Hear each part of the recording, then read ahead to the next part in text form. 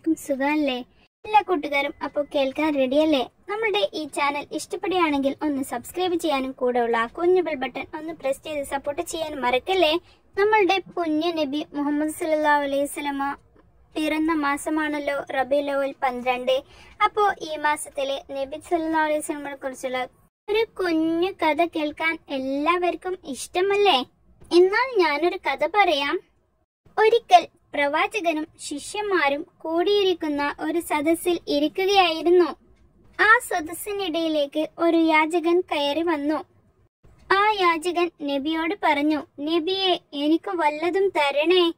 മുത്തുനബി അദ്ദേഹത്തോട് ചോദിച്ചു, നിങ്ങൾ എന്തിന് യാചിക്കുന്നു?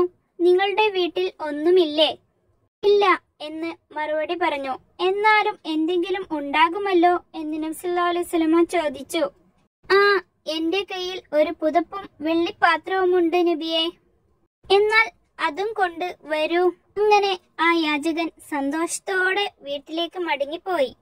അങ്ങനെ ആ പുതപ്പും വെള്ളിപ്പാത്രവുമായി നബിയുടെ അടുത്തേക്ക് വന്നു. നബി ശിഷ്യരോട് ചോദിച്ചു, ആരാണ് ഇത് വിലക്ക് വാങ്ങാൻ തയ്യാറുള്ളത്? അങ്ങനെ ഒരു സഹാബി കൈ ഉയർത്തി, ഞാനത് 2 ദിർഹമിന് വാങ്ങാം നബിയെ. അങ്ങനെ ആ സഹാബി ആ പുതപ്പും ആ വെള്ളിപ്പാത്രവും വാങ്ങി. ആ പാവപ്പെട്ട ആ യാചകൻക്ക് മുത്തുനബി സല്ലല്ലാഹു അലൈഹി വസല്ലമ ആ 2 ദിർഹം നൽകി. അങ്ങനെ മുത്തുനബി പറഞ്ഞു, 1 ദിർഹം കൊണ്ട് നിങ്ങൾ ആ വീട്ടിൽ ഭക്ഷണം കൊടുക്കുക. മറ്റേ 1 ദിർഹം കൊണ്ട് മഴു വാങ്ങി കാട്ടിൽ പോയി വിറക് വെട്ടി ജീവിക്കുക.